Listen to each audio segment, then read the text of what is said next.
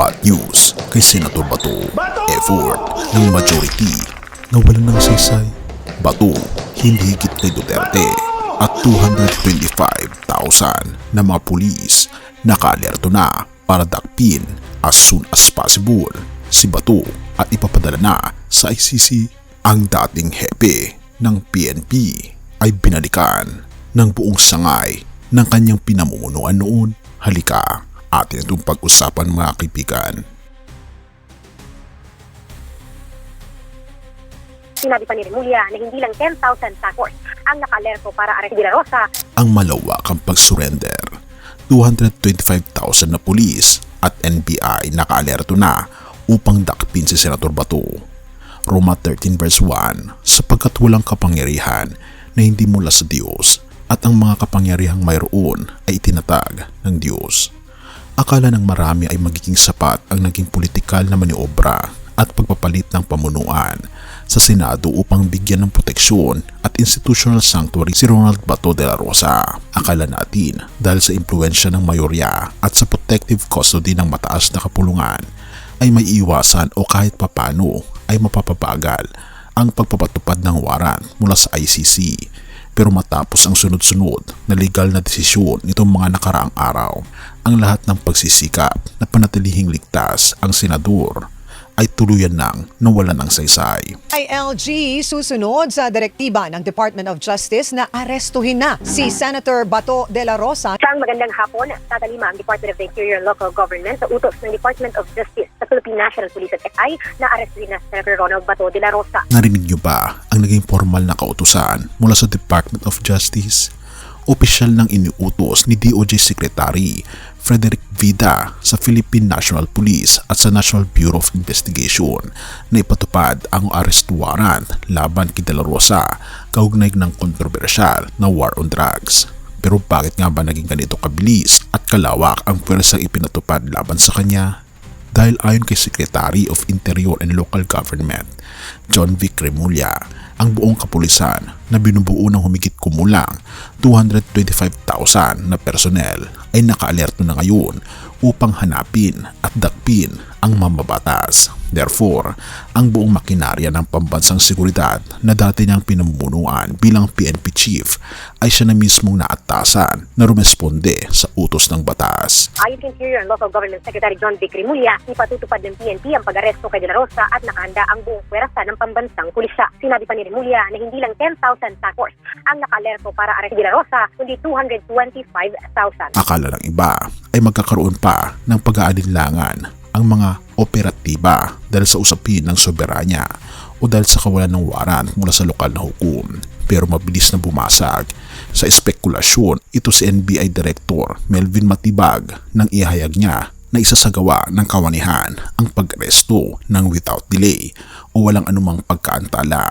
Tahasang idineklara ni Matibag na ang tinaguriang fugitive senator ay arestuhin sa ayaw at sa gusto niya dahil ang tungkulin ng NBI at PNP ay ipatupad ang batas ng walang kinatatakutan o kinikilingan. Therefore, matapos langyan ng Korte Suprema ang hirit na Temporary Restraining Order o TRO, ang Malacanang at ang DOJ ay nagkakaisa na ngayon sa pananaw na ang arrest warrant ay ganap na balido at dapat nang isagawa. The Department of Justice will treat any attempt of Senator Bato de la Rosa to leave the country as a mockery of justice. If Senator Bato de la Rosa would try to leave the country, that the appropriate arrest should be made. Sinasabi ng mga tapat na kaalyado ng pamilyang Duterte na ang hakbang na ito ay isang mapanganib na pamamaraan na maaring magpahina sa kredibilidad ng malokal na institusyon ng katarungan.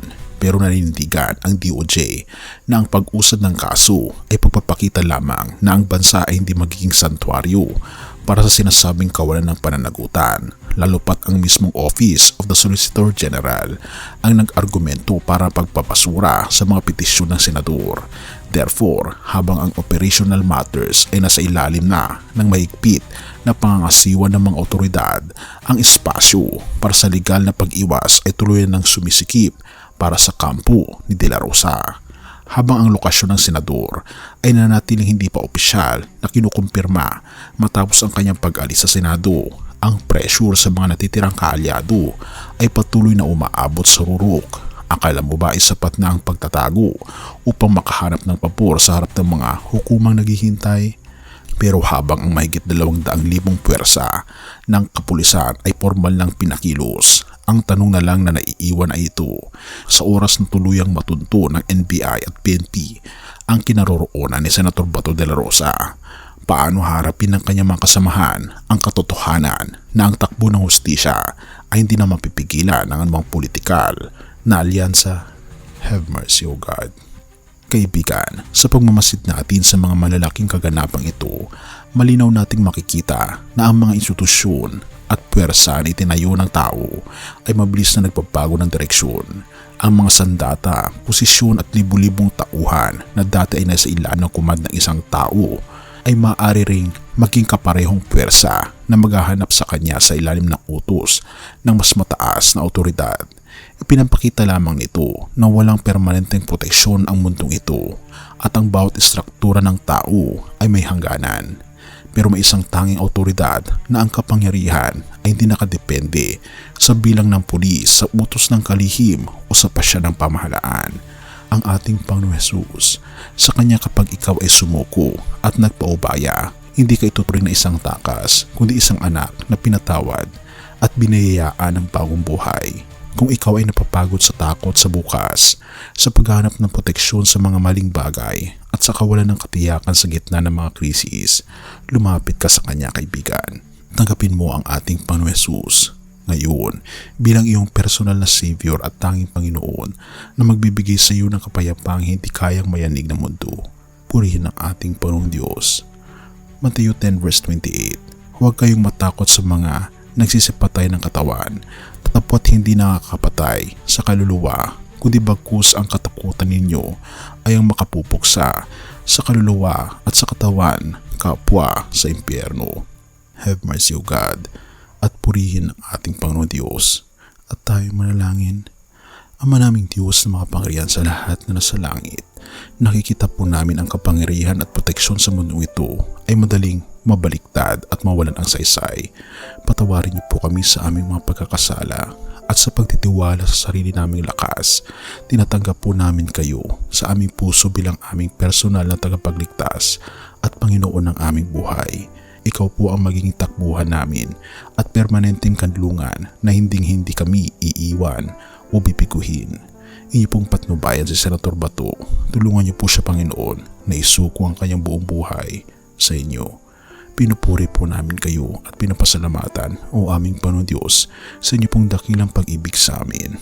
At patuloy niyo po kaming alagaan at patnubayan at patawarin po kami sa lahat ng aming mga pagkukulang at pagkakasala, sapagat ito po ang aming samot hiling, alang-alang sa matamis na pangalan ng aming Panginoong Hesus na siya ring aming tagapagligtas. Amen. Bago natin ipagpatuloy, kaibigan, siya nga pala ang Great Controversy na isa sa mga pinaka-kontrobersyal na libro dahil tumutukoy ito sa mga propesiya sa libro ng Daniel at Revelation na nagaganap na sa panahon natin ngayon. Bago ang pagdating ng ating Panginoong Diyos ay pinamimigay na namin ng libre sa pamamagitan ng PDF. At ito ay nasa limited lamang na panahon, kaya i-click mo sa description sa baba upang ma-avail mo, kaibigan, ang napaka-importanteng libro ito na magbubukas sa iyo sa mas maliwanag mong hinaharap. Purihin ang ating Panginoong Diyos at tayo magpatuloy.